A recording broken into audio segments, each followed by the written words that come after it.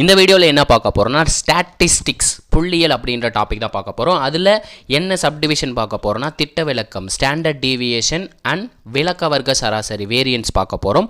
மாறுபாட்டு கெழு coefficient of variance இந்த 3 டாபிக் பார்க்க போகிறோம். ரொம்ப சிம்பிளான டாபிக் தான், ஓகேங்களா? ரொம்பவே சிம்பிளாக தான் இருக்க போகுது. நமக்கு ஸ்டாண்டர்ட் டீவியேஷன் வந்து n நேச்சுரல் நம்பர் முதல் n இயல் எண்களுக்கு கொடுத்துருந்தாங்கன்னா அதோட ஃபார்முலா என்னென்னு பார்த்தீங்கன்னா ஸ்டாண்டர்ட் டிவியேஷனை சிக்மான்னு டினோட் பண்ணுவாங்க. இதுக்கான ஃபார்முலா பார்த்தீங்கன்னா √(n² - 1/12) அப்படின்றதான் ஸ்டாண்டர்ட் டிவியேஷனுக்கான ஃபார்முலா. இதே வேரியன்ஸ் விலக்க வர்க்க சராசரி கேட்டாங்கன்னா விலக்க வர்க்க சராசரிங்கிறது ஒன்றும் இல்லை, சிக்மா ஸ்கொயர்டோட வேல்யூ தான் விலக்க வர்க்க சராசரிக்கு ஈக்குவலாக இருக்கும், ஓகேங்களா? இந்த 2 ஃபார்முலா நோட் பண்ணிக்கிட்டிங்கனாலே போதும். இந்த வீடியோ ரொம்ப சிம்பிளாக இருக்க போது. ஃபர்ஸ்ட் கொஸ்டினில் என்ன கேட்டிருக்காங்க பாருங்கள், முதல் 7 இயல் எண்களின் திட்ட வழக்கம்னு கேட்டிருக்காங்க. ஸோ n நேச்சுரல் நம்பருக்கு கேட்டிருக்காங்க. என்னங்கிறது என்ன 7, அப்போ என்னுக்கு பதிலாக நம்ம 7ன்னு அந்த ஃபார்முலாவில் சப்ஸ்டியூட் பண்ண போகிறோம். இப்போ சிக்மா ஈக்குவல் டு √(n² - 1/12) அப்படின்றதான் ஃபார்முலா.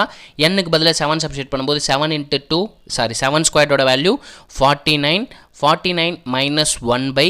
49லேருந்து 1 மைனஸ் பண்ணும்போது நமக்கு என்ன கிடைக்கும், 48ன்னு கிடைக்கும். டினாமினேட்டரில் 12. ஸோ இதால் நம்மளால் 48யும் 12 சிம்பிளஸ்ட் ஃபார்மில் எழுத முடியும்.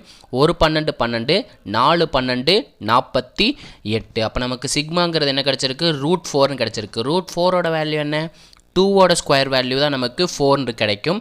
ஸோ அப்போ 2 ரூட்டும் ஸ்கொயரும் கேன்சல் ஆகிட்டு 2 மட்டும் பேலன்ஸ் நிற்கும். அப்போ இந்த கொஸ்டினுக்கான ஆன்சர் அப்போ என்ன, ஆன்சர் டி என்பது தான் சரியான விடை, ஓகேங்களா? நெக்ஸ்ட் கொஸ்டின் பார்ப்போங்க. இதே மாதிரி மாடலில் உங்களுக்கு ஒரு சம் ஹோம்ஒர்க் தரேன், ட்ரை பண்ணி ஆன்சரை கமெண்ட்டில் சொல்லிடுங்க. முதல் 10 இயலன்களின் திட்ட வழக்கத்தின் தோராய மதிப்பு, அதாவது ஃபஸ்ட்டு 10 நேச்சுரல் நம்பரோட ஸ்டாண்டர்ட் டிவியேஷன் கேட்டிருக்காங்க. இதுக்கான ஆன்சர் என்ன வருன்றதை கமெண்ட்டில் சொல்லுங்க. சார் இது எனக்கு எப்படி சால்வ் பண்ணணும் தெரியல சார் அப்படின்னீங்கன்னா நம்மளோட வாட்ஸ்அப் நம்பருக்கு இந்த பிக்சர் அனுப்பிச்சு வைங்க, நம்மளே உங்களுக்கான ஆன்சரை நம்ம சொல்லிடலாம், ஓகேங்களா? 7339691304 நம்மளோட வாட்ஸ்அப் நம்பர். உங்களுக்கு மேக்ஸ் ரிலேட்டடாக என்ன டவுட் இருந்தாலும் இந்த வாட்ஸ்அப் நம்பருக்கு நீங்கள் தெரிவிக்கலாம். உங்களுக்கு உடனே பதில் வந்து சேரும். கொஞ்சம் டிலே ஆச்சுன்னா வெயிட் பண்ணுங்கள், ஏன்னா நம்மளுக்கும் நிறைய ஸ்டூடெண்ட்ஸ் மெசேஜ் பண்ணுவாங்க. அந்த ஸ்டூடெண்ட்ஸை கன்சிடர் பண்ணி மட்டும் கொஞ்சம் வெயிட் பண்ணுங்கள், கண்டிப்பாக உங்களுக்கு ஆன்சர் மட்டும் சென்ட் பண்ணிடுவாங்க, ஓகேங்களா? நெக்ஸ்ட் கொஸ்டின் பார்த்துருங்க. இந்த கொஸ்டினில் என்ன கேட்டிருக்காங்க பாருங்களேன், ஒரு புள்ளி விவரத்தின் திட்ட விலக்கம் 1.6 எனில் விலக்க வர்க்க சராசரி வேரியன்ஸ் என்னன்னு கேட்டிருக்காங்க, ஸ்டாண்டர்ட் டிவியேஷன் கொடுத்துருக்காங்க. அதாவது சிக்மாங்கிறது பார்த்தீங்கன்னா 1.6ன்னு கொடுத்துட்டு வி என்னன்னு கேட்டிருக்காங்க, வேரியன்ஸ் விலக்க வர்க்க சராசரிக்கான ஃபார்முலா என்ன சொல்லியிருந்தோம், சிக்மா ஸ்கொயர்னு சொல்லியிருந்தோம். அப்போ சிக்மாவோட வேல்யூ பார்த்தீங்கன்னா 1.6ன்னு இருக்குது. 1.6ஐ ஸ்கொயர் பண்ணும். இந்த 1.6ஐ நம்ம எப்படி எழுதலாம், 16/10ன்னு எழுதிக்கலாங்களா, 16/10 த ஹோல் ஸ்கொயர்டு. எதுக்கு சார் ஸ்கொயர்டு, சிக்மா ஸ்கொயர்டுங்கிறத நமக்கான வேரியன்ஸ்க்கான ஃபார்முலா. 16 ஸ்கொயர் பண்ணால் 256ன்னு கிடைக்கும். 10 ஸ்கொயர் பண்ணால் நமக்கு 100ன்னு கிடைக்கும். டினாமினேட்டரில் எத்தனை 0 இருக்குது பாருங்கள், 2 0 இருக்குது. ஸோ பண்ணி அப்படியே நியூமரேட்டரில் 2 டிஜிட் தள்ளி புள்ளி வச்சிடலாம். அப்போ 2.56 என்பது தான் இந்த கொஸ்டினுக்கான ஆன்சர், ஓகேங்களா? சிக்மா ஸ்கொயர்டுக்கான வேல்யூ என்ன, 2.56. பாருங்கள் 1 2 டிஜிட் தள்ளி தான் புள்ளி வச்சுருக்கோம். ஸோ 2.56 ஆப்ஷன் பீன்றதான் இந்த கொஸ்டினுக்கான ஆன்சர், ஓகேங்களா? நெக்ஸ்ட் கொஸ்டின் பார்த்துருங்களா, ரொம்பவே சிம்பிள் தான். இந்த கொஸ்டினில் அப்படியே ரிவர்ஸில் கொடுத்துருக்காங்க. ஒரு புள்ளி விவரத்தின் விலக்க வர்க்க சராசரி 6.25 எனில் திட்ட விலக்கம் காண்கன்னு சொல்லியிருக்காங்க. If the variance of a data is 6.25 find the standard deviation. வேரியன்ஸுங்கிறது என்ன சொல்லியிருந்தோம், சிக்மா ஸ்கொயர்னு சொல்லியிருந்தோம். சிக்மா ஸ்கொயரோட வேல்யூ தான் 6.25ன்னு கொடுத்துருக்காங்க.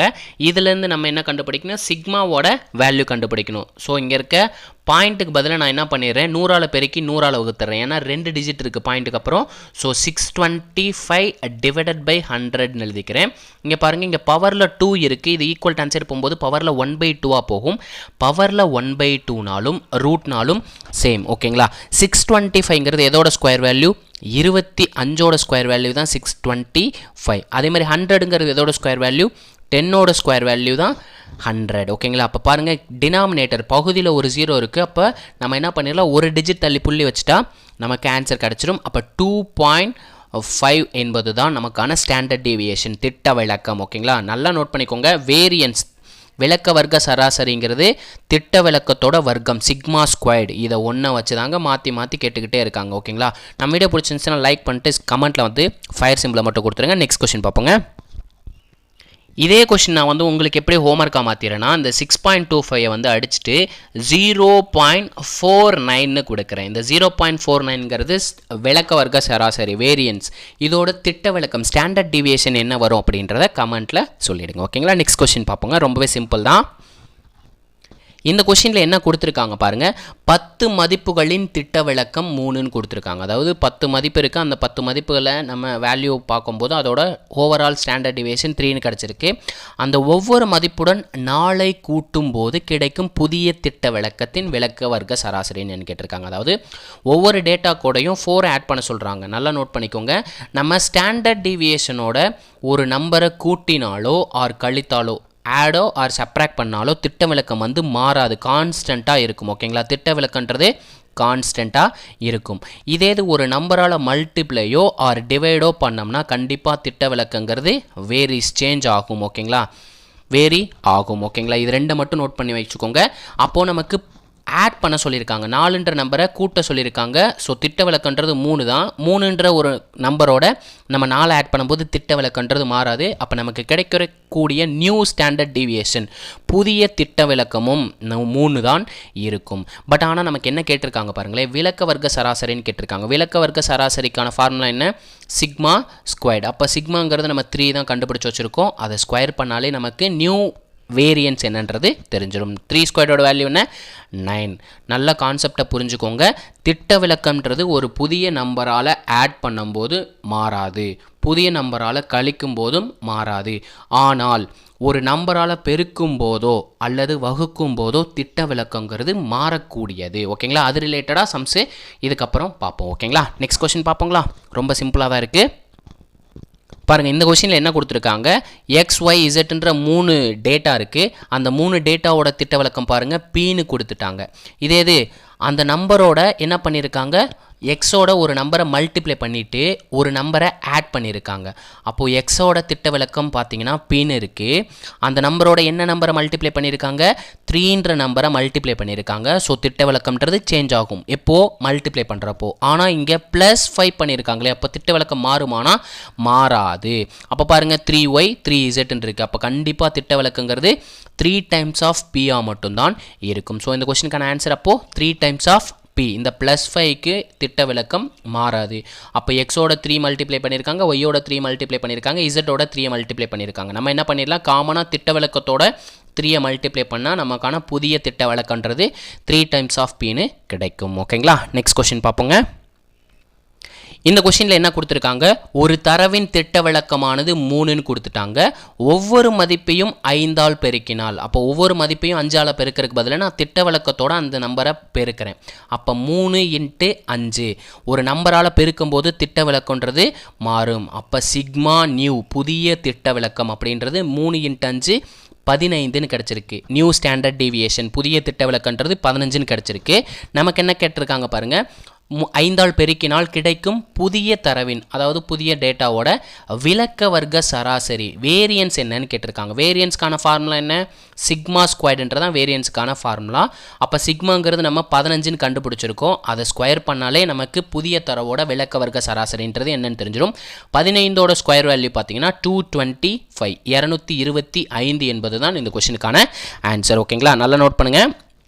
ஒரு நம்பரால் பெருக்கும் போதோ வகுக்கும் போதோ திட்ட விளக்கங்கிறது மாறக்கூடும். ஓகேங்களா? ஆனால் ஒரு நம்பரால் கூட்டும் போதும் கழிக்கும் போதும் திட்ட விளக்கம் மாறாது. ஓகேங்களா?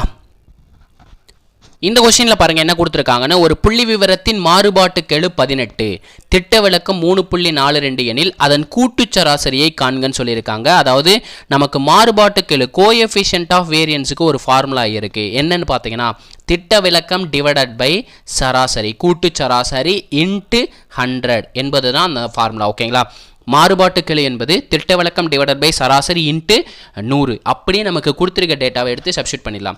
மாறுபாட்டு கெழுங்கிறது 18 கொடுத்துருக்காங்க, திட்ட விளக்கங்கிறது 3.42 கொடுத்துருக்காங்க. நமக்கு கூட்டு சராசரி தான் கேட்டிருக்காங்க, இன்ட்டு 100. ஓகேங்களா? இன்ட்டு 100ன்னு கொடுத்துருக்காங்க. ஓகேங்களா? ரொம்பவே சிம்பிள் தான். நம்ம என்ன பண்ணிடலாம், இந்த எக்ஸ்பாரை தூக்கி கொண்டு வந்து இங்கிட்ட ரைட் சைடில் வச்சுட்டு 18 அப்படியே டினாமினேட்டருக்கு கொண்டு போயிடலாம். கொண்டு போயிட்டால் நமக்கு என்ன கிடைக்கும், 3.42 டிவைடட் பை 18 இன்ட்டு 100ன்னு கிடைக்குங்க. 18 இன்ட்டு 100ன்னு கிடைக்கும். இதை சிம்ப்ளை பண்ணோம்னா நமக்கு 19 என்பது கிடைக்குங்க. அப்போ நமக்கான கூட்டு சராசரிங்கிறது பார்த்தீங்கன்னா 19 அப்படின்றதான் இந்த கொஷினுக்கான ஆன்சர். ஓகேங்களா, ரொம்பவே சிம்பிள் தான். நமக்கான அடுத்த கொஷின் பார்த்துருவோங்க. சேம் அதே மாதிரி மாடலில் தான் ஒரு கொஷின் கொண்டு வந்திருக்கேன். இது பார்த்தீங்கன்னா உங்களுக்கான ஹோம்ஒர்க் கொஷின். என்ன சொல்லியிருக்காங்க, ஒரு குழுவில் வந்து 100 பேர் இருக்காங்க, ஒரு குரூப்பில் 100 பேர் இருக்காங்க. அவங்களோட கூட்டு சராசரி, அவங்களோட ஹைட்டோட கூட்டு சராசரி பார்த்தீங்கன்னா 163.8ன்னு கொடுத்துருக்காங்க.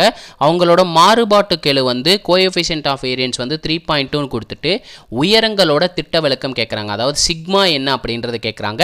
இதுக்கான ஃபார்முலா என்ன, C of V equal to coefficient of variance equal to sigma divided by x bar into 100. இதில் சிக்மாவோட வேல்யூ என்னன்னு கேட்குறாங்க. இதுக்கான ஆன்சரை கமெண்ட்டில் சொல்லிட்டு போயிருங்க. ரொம்பவே சிம்பிளான கொஷின் தான்.